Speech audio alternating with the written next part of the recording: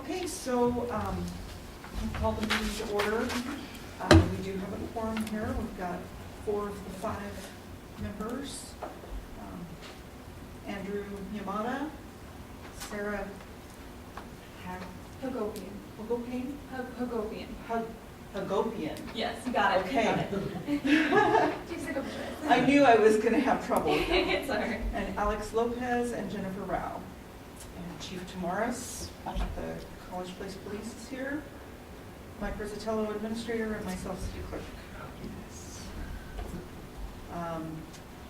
The first thing on the agenda is the consent agenda, which is approving the agenda for tonight and the minutes from the previous meeting. Does anybody have any notes on the minutes or want them read, or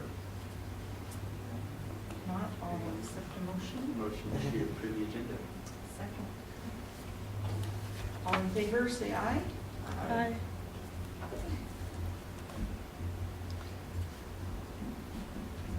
And with that, Chief Tamaris, you are up. All right. Well, guys, thanks for inviting me to this forum. And I think it's fantastic that we have representation from the student body. And I think it's important that because we serve all demographics in our city, and you guys are a big part of this community, so which is fantastic. And one of the things that Mr. Rizzatello asked me to talk about is our operations plan. And basically, the operations plan for the police department kind of basically gives us where we go from here. And you have your hand up. Yes, sorry, this is a question for Lisa. Do we have to approve minutes before going to the next item? That was in the consent Okay, agenda. gotcha. Yeah. Okay. So an operations plan basically gives us kind of a roadmap for success and what we want to focus on, what we want to focus our attention on. Otherwise, we just kind of drive around aimlessly and we don't know what we're supposed to be doing. This kind of gives us direction and purpose.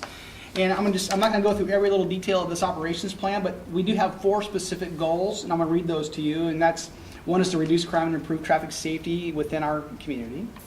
Number 2 is to provide quality services and innovative policing strategies delivered through excellent customer service. And if you look at goal number 2, on page, you guys don't have it. I don't know if you have it open on your thing, but on page 3, one of the objectives under goal number 2 is to continue to foster a strong relationship with the College Place School District, Walla Walla University, and other stakeholders.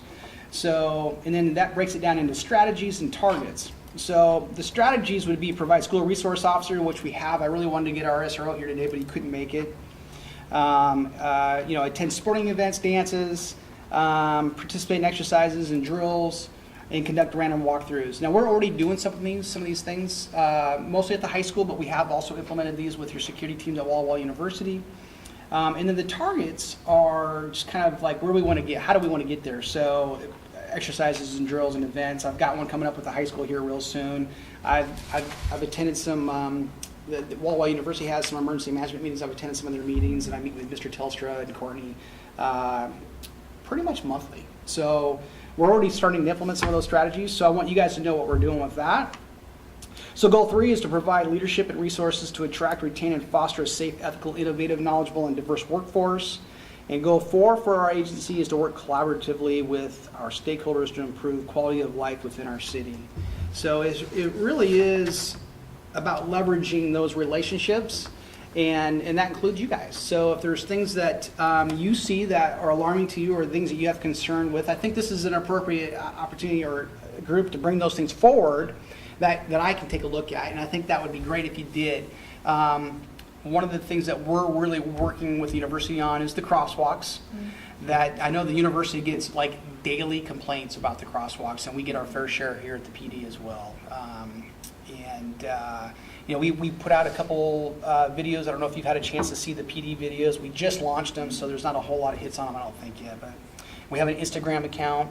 We're really trying to connect with, especially the high school kids. We're really trying to connect with them through Instagram and some of the college kids too, because we know that demographic is really pushing the Instagram over Facebook. So we're trying to make those connections. And you guys are laughing, but it's true, isn't it? Mm-hmm. Yeah. So Mr. Rizzatello likes Twitter. I'm like, dude, nobody uses Twitter anymore, so it's dead. But we got one Twitter user, okay. So hopefully that didn't offend you at all. So. No. We're all family here. So, anyways, I would like to just take a minute here and first off, do you have any questions on what I said with the goals? If you have a chance to look through that, look through it. It's interesting. So we have the goals, we have the objectives, we have the targets, and we have some strategies along with those. So pretty typical of what you would see with an operations plan. There's some strategic stuff in the back. So you either usually see an operations plan or a strategic plan. They're typically both kind of the same thing. I kind of merged the two. So a unique way to do it for a smaller organization, I think. So I think it's a little bit better. But do you have any questions on any of those things? Yes. Yeah, so your goal one, reduce crime. What is the biggest crime that college place faces? Or were those outlined in the goal one objectives? The data's not here, no, but yes, and some of them are. So burglaries is one of our crimes, larceny and theft. So theft there is a big one, shoplifting, of course. What is the biggest, like, that you guys? Property crimes. Property crimes. Yeah, theft, burglary, those three things. So we're really fortunate we don't have a violent crime history here, which is really great. We want to keep it that way. But we do have a huge opiate problem in our community, and it's actually a trend facing the entire country right now. So you guys may already know this because you're really smart and you're college students and all that good stuff, but you know, the United States makes up 4% of the world's population, but we consume 98% of the world's opiates. Did you guys know that? Isn't that scary?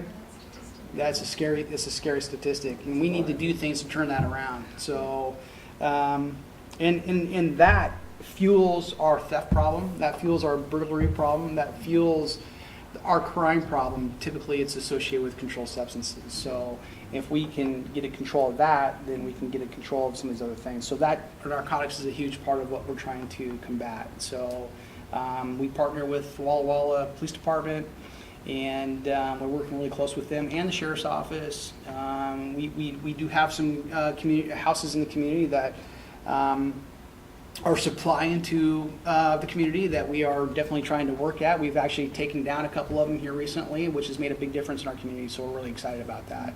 And yeah. Oh, I'm reading some of the goal. Yeah, please. How is gang activity? Is there a lot of gang activity? Gang activity, yeah. So we have both MS-13 and the 18th Street Gang in our community. We also have some outlaw motorcycle gang activity in our community within our city. So yes, those are great questions. And we're aware of those things, and we do whatever we can within the laws to work around that. So tough stuff. I had a question. So when you talked about the crosswalk, because I the crosswalk, as we know, is an issue.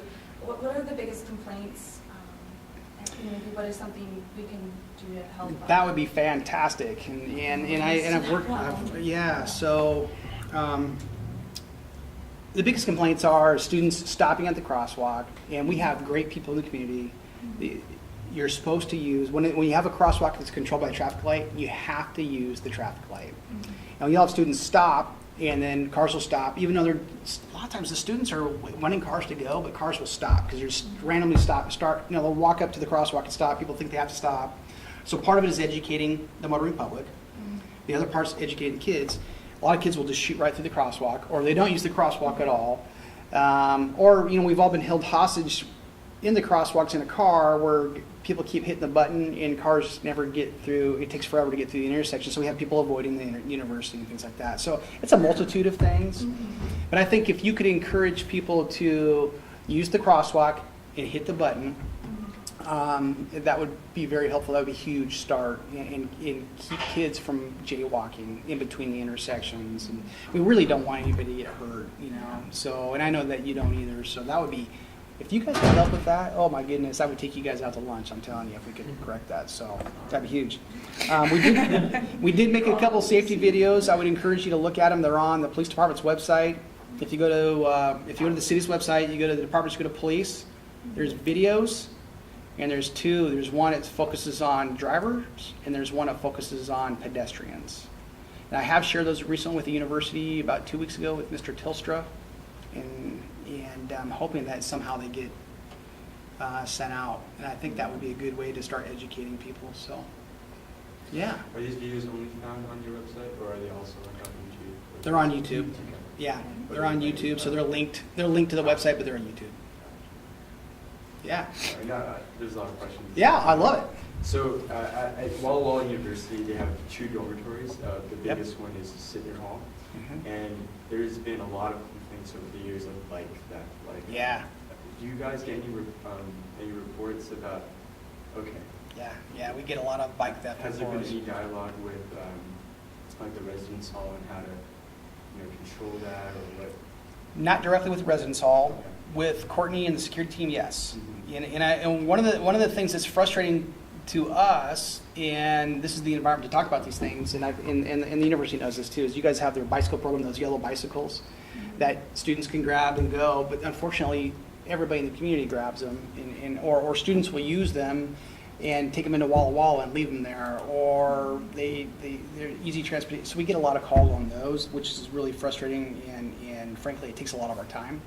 But we do get a lot of bicycle thefts, and so I would encourage you to communicate, buy a cheap lock up your bike, take the time to lock up your bike. That would resolve a lot of And it. license it so you get it back. And thank you. And we do have bicycle licenses here, so we can track your bicycle. So a lot of times we get bikes, but there's no information on who the bike's registered to. We have probably 50 bicycles back here in the bullpen that nobody's ever claimed. Does that cost anything to the consumer? Yes, the bicycle licenses are are they $5 or $10? $5, I think. It might be $7? Thank you. Lifetime. Yeah, $7. So, yeah, and it's just a sticker, has an item number on it, and if your bike gets stolen here, over in Walla Walla, anywhere in the Walla Walla County, we will know who the owner is, and we can get the bike back to them, which would be great. So, good questions. Awesome.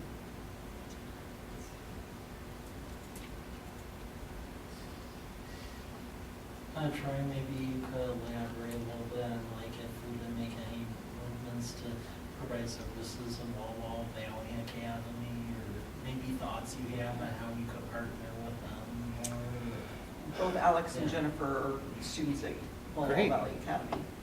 So, last year, I attended the Every 15 Minutes program at the high school. Were you guys involved in any of those programs? I saw it. Okay, you saw it. So, that is one way that we've connected with the school, and I guess this is hopefully we have an SRO with the school, but we definitely want to be involved in your school. So if there's something that we can do to partner with you on, any kind of safety things, it would be great. We're getting ready. This doesn't affect you, but we are getting ready to have a bicycle rodeo. We're going to invite the elementary kids to the bicycle rodeo, which would be good. So that's another way we're trying to target for some bicycle safety. Yeah, just the ongoing, and as you guys have a traffic safety class at your high school? No. No? We Okay, don't so have very many extra classes. Okay. Yeah, so we're doing a lot with that, but I know that you have a law class there, because I've talked to your instructor, and I don't know if it's an elective or what. Government? Yeah, government. Is it government? It probably is a government class. So we're definitely happy to come in and talk to those classes, and so really, and I guess that kind of gets to my questions here. I have written down is I have 2 questions. What can we do to help make life better for you guys as students? How do you see us helping with that? And then I would also like to know what your perception is of the police department here in College Place. So those are 2 questions. Let's start with perception first. What are you guys' perception from the high school? From the high school here in College Place, or from Walla Walla Academy, obviously we don't have that many interactions with the police department here. But I think for the most part, most of us are respectful of the police department. We see them as they're here to help. I don't think it would be as common for anyone at our school to be involved with any sort of gang-related or narcotics. So I think that is kind of the thing that usually gives off a negative perception of the police department. And so I think from our point of view, we're here to help. So do you think that there aren't any students that attend your high school that do any drugs? They do drugs. Yeah. Obviously, it's not completely perfect. You It's said not- something, so I'm right. thinking, Right. It is there, obviously, but it's not as prominent as it would be at College Place High School. I Sure. went to public school for up until high school, sure. and so obviously then it was way more prominent, and I could tell that there was more of a negative perception. We of have the like police department groups there. of people, but There like are the cliques, majority yeah. don't, but then there's Yeah. the smaller groups. Okay. And how about you guys? What's the perception of the police department? Yeah. I mean, as far as I know, the perception is good. I honestly, I can't think of anything specifically off the top of my head. I don't know my director. Okay, so this doesn't reflect my personal relationship with the college police department. However, I have heard a lot of common themes of like, oh, they don't have much to do. They're kind of just sitting. They're trying to give us speeding tickets. And they don't have, because they don't have anything to do. They're just kind of sitting around. I know that's not true, but I feel like it's pretty common, Mhm. at least from what I've heard Mhm. in my networks. Yeah. Not Okay. entirely positive, but I'm Okay. just being honest. Yeah, no, that's what I want. That's why I want that feedback. You know, we have a saying in law enforcement, perception is reality. So the way things are perceived is your reality, whether it's true or not. So I appreciate that feedback. And you know, as far as speeding tickets, I honestly wish my guys would write more speeding tickets because they really don't write very many tickets. So that's something I'm trying to change. So, because then your perception would be factual. But I was a little bit surprised not to hear anything about parking because we've been really doing a lot of parking enforcement, and especially around the university. So, Yeah, I feel like a lot of people attribute parking tickets to campus security, and Sure. they don't like campus security because Yeah. Gotcha, but they don't gotcha. really they don't attribute that with the police department. Sure, sure. So, We don't get the blame. yeah, we don't get the blame. Oh, that's good. yeah, I think they are starting to clarify more about the parking situation, and I just talked to one of the security guys, and they want to make it kind of so like everyone has their own spot, Sure. basically. So we'll see how that goes, but Okay. I think that's why. there's- Okay. So some of the things that you brought up, you know, those are the things you hear, you know, and those That's are not pretty. my personal. Yeah. Those are some of the, I don't want to say typical, but those are some of the kind of typical complaints you get about police departments around, Yeah. not just our agency or our city, but other cities. And my thing, when I think of perception, I'm thinking about professionalism, treating people with respect, and being unbiased and professional. So those are the things that, you know, when you bring up those issues, if those were an issue, I'd be really concerned about that. But I'm really trying to foster a transparent organization that works well with the community. So, and treating everybody with respect. So, and those are the issues that are really, really important to me and Mr. Rizzatello and the mayor and everybody here in the city. So we want to foster that relationship. So getting to the second question, how can we make things better for you? How can I help you guys make things better, or at least what's your perception on that? Have you guys given that thought? What about active shooter? Does that scare you guys? Do you guys have concerns about that? Well, I think with what happened, the last 2 weeks, or Mhm. it was 2 weeks ago, wasn't it? In Florida? Yeah. I think that is made our whole nation more aware and more, Uh-huh. I guess, wanting to take action quickly to figure out what to do about this problem. And I mean, from what I know, it can happen at college, or it can happen in high school, or it can happen in elementary school. So, what are your thoughts on that? And how do you Yeah. think we can better prepare for something like that? Yeah, that's a tough one, isn't it? It's a tough thing to think about because it can happen anywhere, anytime. And, if you look at all the events that happen around the country, it's not happening where you expect it to happen in the big cities. It's happening in smaller communities like ours. So, yeah, that raises a lot of awareness for me. What do you think the underlying issues are, though, for that? What are you guys' thoughts? Have you guys been thinking about it? What do you think's causing it? I think that will open gun control. You think it's gun control? I feel like it's not just based on that. I feel like there's a lot of different things. I personally believe that we should be focusing on prevention, so that it doesn't have to come down to, oh, it was the gun, or Yeah. what it's the person, not necessarily that you can kill people with a lot of different things. Yeah. It's not necessarily the gun. So I think something that would be helpful for active shooting is focusing on education and prevention. And I think something Walla Walla University does, I don't know if they make, during jump, there's this thing called Jump Set where freshmen have a week, and there's like little workshops that you can sign up for. Yeah. One of them, I believe, is mandatory, is where a campus security person comes in and talks about stuff like that, including active shooting. I know for, as an RA residence assistant, I had to go through active shooting training. So it's definitely something they're being more proactive on, which is good. I don't know how they do it at all, but You guys done anything like that? We haven't Nope, done it. not at all. The teachers have gotten it, but not us. Okay. run, fight, hide. Yeah, yeah, and that's the national standard. Yeah. And it works great. I mean, it gives you information to think about and whatnot. So, you made a comment about it's the individual, not the gun. And I know you also said something about gun control, because, there's 4 times more people murdered with knives than there are with guns, and there's 40,000 people a year killed with automobiles. So we talk about, we want to blame the gun.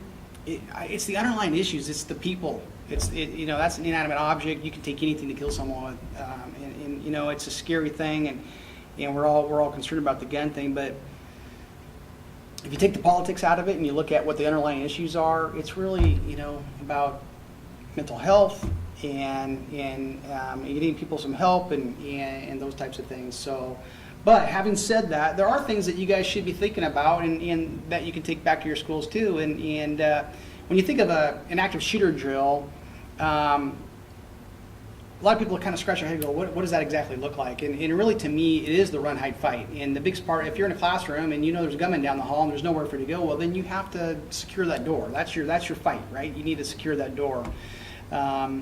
So those are things, and I've worked with Mr. Tilstra and I've worked with Courtney, and we're trying to make some changes there at the university. And I would encourage you to bring that back to your school too. And if there's anything that we can do to help with that, because it happens at your school, if it happens at your school, it happens in my city. So I want to make sure I'm a part of that.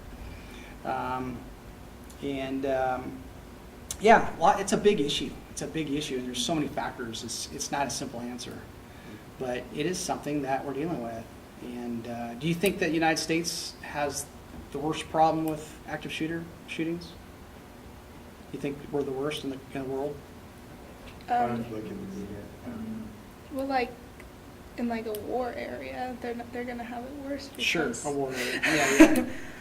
Do you know that we're ranked number 11 in the world for mass shootings? Isn't that crazy? Interesting. Yeah. We have countries ahead of us with gun control that have more shootings than we do. Which is interesting because the general perception, at least in the media, is the opposite. They say, the U.S. is having more issues, from what I've been able to gather. So, yeah. And that's why I'm bringing this stuff up, because it's so important to know the facts. And if you guys are leaders, you need to take time to do the research to know the facts and not just listen to someone what they're telling you. Because until we take time as a community to really look at the facts and look at the underlying issues, we won't be able to solve the problem until we do that. So, and I'm all for giving people licenses before they can carry a gun. I'm all for some control with mental health, absolutely those things. But it's not just as easy as just taking some guns away. They took guns away from the citizens. They banned guns in Australia here a couple years ago, and guess what? There's more guns in Australia now than when they started. So that's not the answer. I think that we really need to look at the facts and analyze that. But anyways, that's an important topic because it's on the news every night. So I think it's a good conversation to have. So.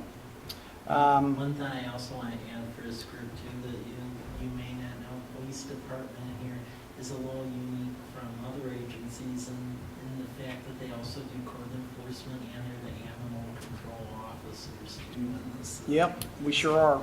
Yeah, when you're a small town, that's what you do. And so we've been making a lot of strides on that and a lot of improvements, and it's been really good. We've had a lot of good feedback from the community. So I think it's really important that we ask questions as we go, and I think that's why your guys' group is so important, that we open up that dialogue, the communication, that you are able to come here and come talk to me, and I want you to feel comfortable. I'm very transparent. Hopefully I'm easy to talk to. And, it's funny, I've learned over the years, in my degree is in organizational leadership, and, I've found over the years when you're working with groups, that all of us at the high, we're up here at the top, we got all these great ideas, but some of the best ideas are at the ground level. And when you guys bring things to us, because you guys are thinking different levels than us, that you bring something up that seems so simple, but it's like, wow, why didn't I think of that? So if you have an idea, bring it to my attention, and we'll see if we can make it work, whatever it is, whether it's crosswalk improvements, or whatever it may be. But, and I learned a long time ago too that when you have a problem and you can take that problem and have a reduction of that problem, that's success. You might not be able to resolve it or get rid of it entirely, but if we can have some improvement, that's success. So that would be great. It's a good start. Yeah. I noticed in your staffing levels, you have about 15 people under you. I'm just curious, who runs your social media accounts? I have the Instagram account. Okay. And one of my sergeants has the Facebook account. Okay. And one of my other sergeants has a lifeless Twitter account. Okay. And we're trying to just kind of like give it CPR once in a while. Got it. But yeah. And then your goal with that social media is to connect with the younger demographic? Yes. And by connecting, what do you want to communicate to that demographic? So safety messages a lot of times. Some of it's just, it's your typical Instagram account where you see people out there doing their job and some of the events are going on. We've had some, most recently we had some car prowling in the city, and we got the we had the security video of that, and we wanted to identify the individual. And by releasing that video out there, we had a lot of great feedback from the community. We were able to identify who the person was, and now we have PC for his arrest. So we were able to release that. Hey, now this is the guy, we're looking for him. So it's kind of a fun way to, give feedback. So when people are giving us information, we're trying to give feedback back. But we're also doing some of the positive things that are going on, like Detective Maidman just got a community award, so we put that on there, and we're doing some things with the high school kids. So we don't want it to just be about us. We want to be about the community and how they're focusing on some safety and some of the things they're working on. But it's just a lot of it's just recognition of what's going on in the community and what we're a part of and what we're about. Yeah. We also have Nextdoor, which is it's also a social media site. Basically, it connects the community, and there's a lot of events, a lot of things that are happening. There's anywhere from people selling stuff to each other to, hey, I had my car broken into last night. So it's a good way to connect in the community as well. I don't know, Michael, if you had anything more to add to the Nextdoor, but I think it's been pretty successful website for us. So we have about 500 followers. It's been pretty interesting, the social media breakout in this community. Yeah. Because I would say a lot of the older folks actually use Nextdoor. That's the primary audience. Facebook has been older millennials, and then younger millennials, and Generation Z has gone toward the Instagram. Yeah. But check them out, and then if there's things that you guys could recommend to us for improvement, I'd love to hear it. So, good questions, good stuff. And do you feel with your team that you can adequately delegate and get things done, or do you feel like you could benefit from a larger team, smaller team? No, we have, so we're paramilitary, so we have a rank structure, and we have delegation of authority. So we have a very good process for, organizationally to get things done. And, we're short staffed for the amount of officers we have in the city. We're a little short, but we are getting 2 more officers. The city council just gave those to us. So that's great. But at the same time, 2 steps forward, 1 step back. I'm having 2 of my officers retire this year. So it's that constant, identification. And with police recruiting around the country, the trend right now it's very difficult. You have a smaller qualified workforce, and because of some of the negative events in the media, people don't want to be police officers right now. So we're having a hard time recruiting to fill those spots, which makes it really difficult. So that's starting to it's kind of ebb and flow, though. You go for that for a while, and then everybody wants to be a police officer, and then nobody wants to be. It's just one of those things. So we're kind of on a comeback right now. But typically, when the economy's good, there's a lot of jobs. You have less people applying to be police officers, so it's tough. So, yeah.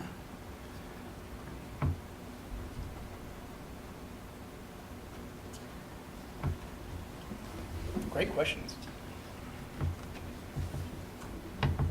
Anything else?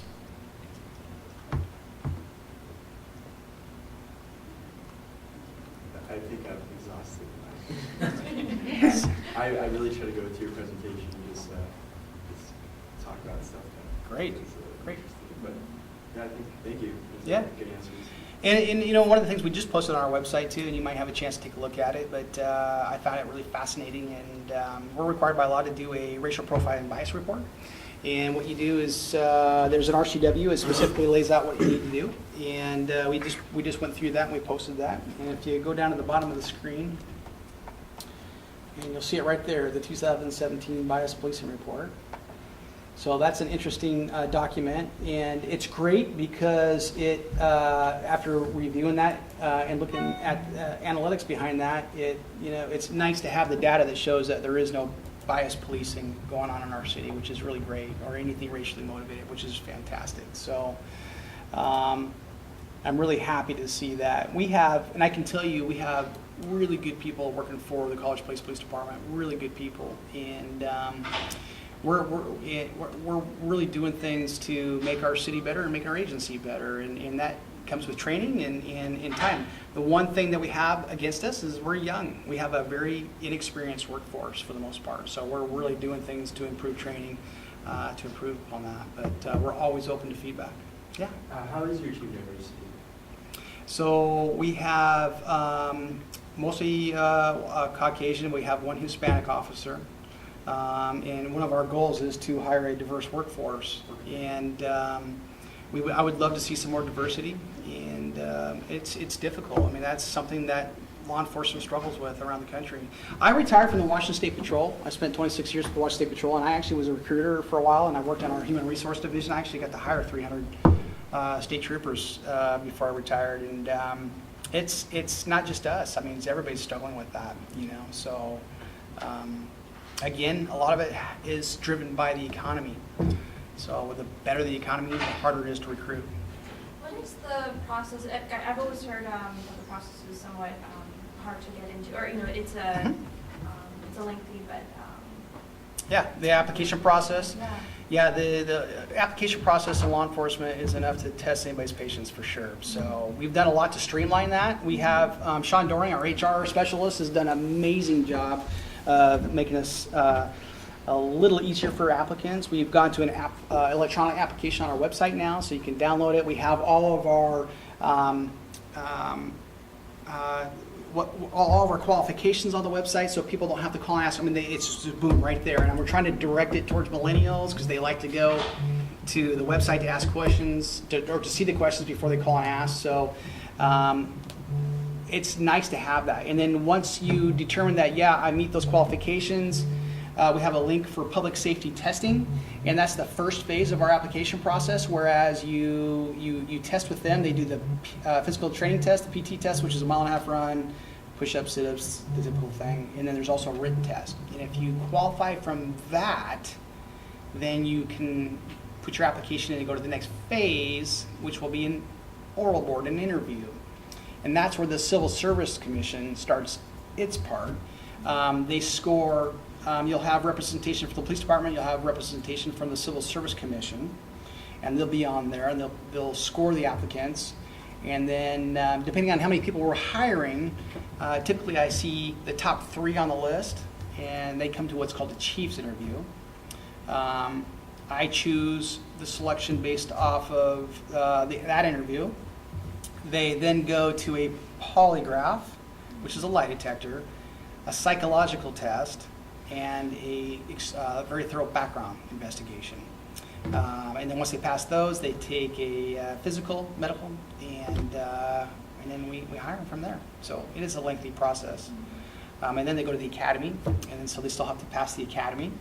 And then after the academy, they go on a 12-week, call it FTO, field training.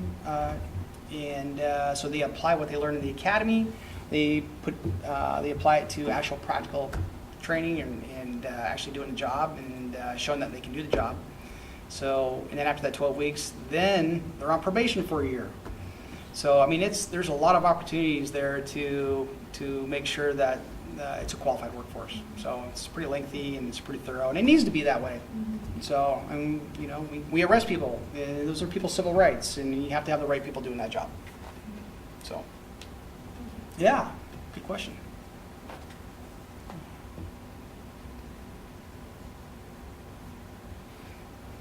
Yeah, so take a look at that.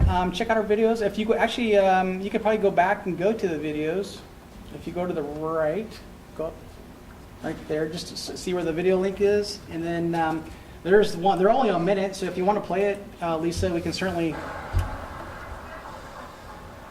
Hey, I'm Chief Tavares of the College Place Police Department, and today I want to talk about the crosswalks located on College Avenue at the Walla Walla University. When approaching a marked crosswalk controlled by a traffic signal light, you should begin slowing when the light turns yellow and fully stop when the light turns red. There is a stop line painted upon the roadway marked with a sign. When the solid red lights begin to flash and the roadway is clear of pedestrians, you may then proceed slowly through the intersection. Let's recap. Slow on yellow, remain stopped on solid red. When red lights begin to flash and pedestrians are entirely clear both sides of the street, you may then proceed slowly through the intersection. Again, slow for yellow and stopped on red.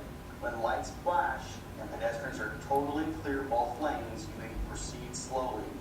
It's important to note all vehicles must stop on flashing red before proceeding. This has been another Now You Know video from the College Place Police Department. So that one was focused on the drivers, and then the second video is focused on the pedestrians. Hey, this is Chief Tavares of the College Place Police Department. This is part 2 of our crosswalk safety video at College Avenue and Walla Walla University. This video focuses on the pedestrians. Safety increases for both the driver and the pedestrian when using crosswalks in conjunction with the traffic signal light. However, pedestrians get a false sense of security when using a crosswalk. Here's a few safety tips. Push the button and use the traffic light. Obey and respect all traffic signals. Wait for the light to indicate when it's safe to walk. Look both directions and make sure traffic is stopped before crossing. Stay within the designated crosswalk area. Remove earbuds so you can hear approaching vehicles. Stay off your cell phone to avoid distractions. Walk defensively and be aware of traffic. While at night, wear visible or reflective clothing. Thank you for watching.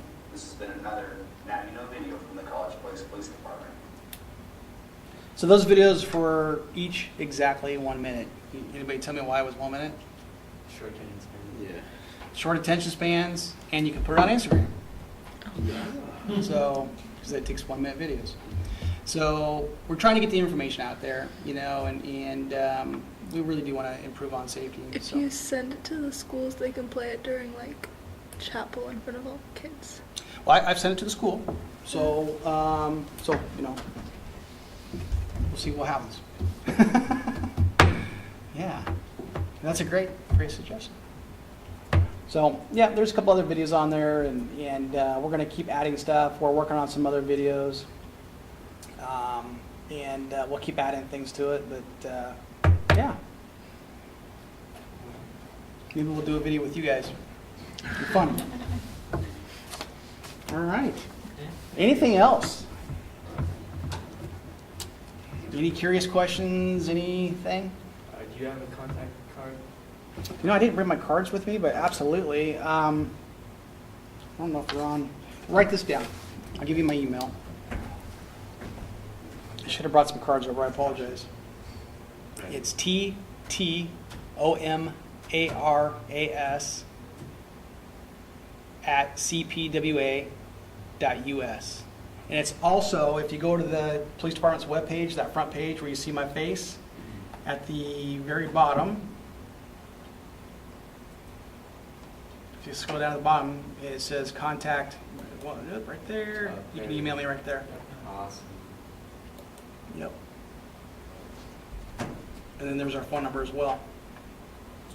So, yeah, if you guys have anything, anything I can do at all to help, I would love to. So, okay. All right. Thanks, guys. That's fun. Okay, two other items let's go over real quickly, and let me know if you have any feedback on the first one, and the last one is just to review, because we really want to get input from college students and high school students in the community. So the first one is we're actually starting to try to do community events here in College Place. That's relatively new here because that really wasn't going on, at least from a city level, prior to last year. So the event summary, at least so far, is that we want to have a Memorial Day parade on May 28th down College Avenue from 10th to Whitman, and then have like a food truck thing at Kiwanis Park. Main reason it's on Memorial Day and not Veterans Day is that we actually couldn't find enough veterans who wanted to do 2 Veterans Day things, so Memorial Day seemed to work. The other event that we're doing, which actually had a lot of participation, is we're actually going to have a farmers and artisans market here in the parking lot of City Hall. That premiered last year as well. It'll be every Thursday, May 31st to September 28th, from 4 to 7 p.m. in the parking lot here at City Hall. Independence Day, we want to bring that back and have a celebration, and the idea there is to have fireworks at the lot between Davis and Bade and 4th and 6th. That occurred last year. So that would be Sunday, July 1st. The other one, which actually had a lot of people show up, is we actually had a corridor-wide Halloween event last year on October 31st, where all the businesses up and down College Avenue gave out candy, and we had a maze in the fire department. We actually ran out of candy, and we had about roughly 800 people up and down College Avenue. So we want to have that going in. And then we also want to bring back Winterfest, which we just had in December. That was the parade that was lit up at night, and the fireworks, and then the celebration we had in the fire department. So the idea there is to shoot fireworks from that vacant lot that the university owns again. And that would be 5 to 8 p.m. on December 6th. So that's the ideas that our Economic Development Commission has come up with and the City Council supports. So is there any thoughts on these events, or if there should be others added, or just general thoughts? I heard that Winterfest went really well. Yeah. Yes. A lot of good things about it. For the farmers market, how would people go about signing up and getting into that? Well, we've been having stories in the Union Bulletin, but then it's also on the website and then on Facebook, and we also put messages up on the reading board out in front of City Hall, the electronic one, and folks can just put in the application here at City Hall. It's actually very inexpensive compared to the Walla Walla one. It's $50 for the whole season to vend. And it's local food, art, pretty much you name it, and if you can sell it, you can sell it out here. And really all last summer, we got about 30 vendors, pretty much the entire time up until October. We aren't going to have it in October this year because it got dark too early and people just lost interest and it pretty much died, so. On our website, under both the residents, there's a place for events, and under visitors, Okay. place for events, and this is the event schedule. There's an information flyer as well as the sign-up form are available Okay. on there. And also parades, entry forms. I feel like university students really have a thing for farmers markets. Yes. Is there like a post you guys have, or some kind of marketing tool we can post up on campus? 'Cause, yeah, I don't know what it is, but it's If nothing else, there's a lot of good food there. It's Exactly, remarkable. Like Yeah. food truck Yeah, night, yeah. that's Yeah. like something that a lot of university students go to. So if we can market it, get it the word out, before Yep. that would be really helpful. We're actually working with Jody Wagner at the Oh, okay. university to make up advertising for it. And the idea is that we're gonna have bigger banners at key intersections directing people down here. Because even though we did get a lot of attendance for our first year, it was still a very different concept where people were like, oh, College Place is actually having something, and then people got used to it. It was difficult at first. Yeah. Yeah. Draft that university traffic. Yep. Yeah, and this flyer is available too, I can. Okay. Okay. One idea that the council came up with separate from this, I'm curious what the feedback is from this group, is there was some thought about maybe having like a welcome back event when the university gets back into session after the summer. What's the thought about that? That'd be good. I think that would be a good idea. Okay. We may work with our economic development group in this group to figure out what to do with that. But we're really trying to make this place a more active community where people feel like they don't have to go wall for everything, so, yep. Okay, any other thoughts or comments? Or? I like the event list. I think it's pretty balanced. Yeah. I'll definitely bring it up. So the Student Association at Walla University, they have a saying, kind of like basically something like this, where they're representing the district. So I'll definitely bring this up to them. Great. See if it's something that we can have. Great. Great. Okay, well, the last thing we'll go over, and this is really quick because I would like this body to look over it for the next meeting, and then we'll have a deeper conversation on it, is the comprehensive plan, which is the presentation that John gave the last meeting. There's actually a draft goal and policy document that was released as far as goals and objectives for the future. So please read over it. We uploaded the Word document version of it. And please make changes in the next meeting that we have. We could go deeper into that because the idea is to have the comprehensive plan voted on by the Planning Commission and then adopted by City Council this summer. And we really want the comprehensive plan to truly reflect what people want, because the past comprehensive plans, if you actually don't want to do the process with the public, which you should be doing, you can basically get a template from the state and say, hey, it's good, and pass it.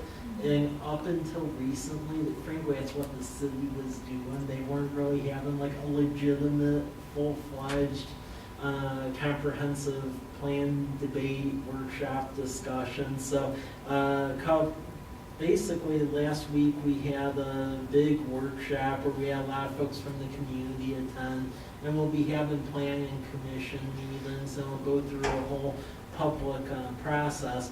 But I definitely wanted to reflect the university and then high school perspective of what's going on here. So please review the document and provide any edits, because this document, once it's voted on, it's actually going to be in place for the next 20 years. So yeah, it's a very long range document. Yeah. Yeah. So any questions on that in general, or? But I'll definitely take a dive into it. Great. Yeah, it's Yeah, definitely, that'd be great. That'd be great, and we'll talk about everyone's comments more in depth the next meeting. So with that, that's what we have for tonight. Any questions or thoughts? How do we, oh, sorry, go ahead. I had one question regarding the next meeting. Yeah. Because we've been wanting to do it on the fourth Monday of every month, right? last Monday. Sorry, yeah. Because I know that our spring break is coming up, that I That's believe it would fall important on to that know. day, that week. Yeah. So that may be a problem. Okay, well, is there? Do you guys know when WAVA's spring break is? Oh, we do, I can check that. It will be the 21st through the 1st of April. That's ours. Yeah, Oh, ours wow. too. Yeah. So it's that whole last week then. Then let's look at the calendar here. Either that or how's the 19th or? Let me The 19th. check my schedule. And when is the university's spring break? Same. Oh. Yeah, I think the 19th. Of The April? 19th would work for, of March. Of March? Oh, March okay. 21st So we're back through for the second. April, yeah. The 2nd is that Monday, Yeah. and that is the first day we resume classes. Yeah, I mean, looking at our calendar, we could either have it March 19th or have it on April 2nd. That could work too. I can't do April 2nd. Okay. I think March 19th works Yeah. for me.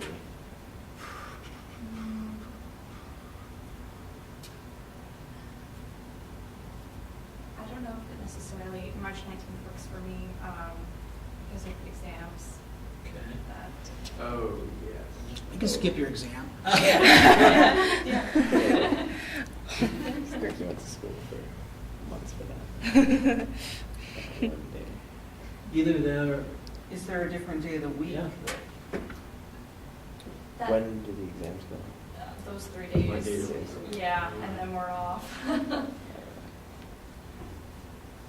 What about the 12th?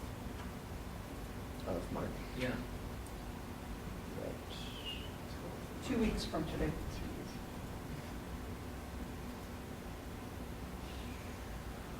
Hmm. Yeah. We can do that. I think we can.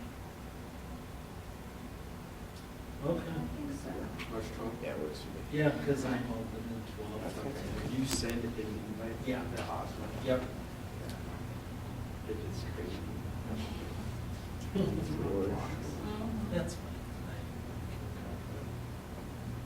Okay, well, with that, we'll have the next meeting then on the 12th, and then we'll go back to the schedule at the end of April. So with that, yeah, that's what we have. All right. Motion to adjourn. Great meeting you guys.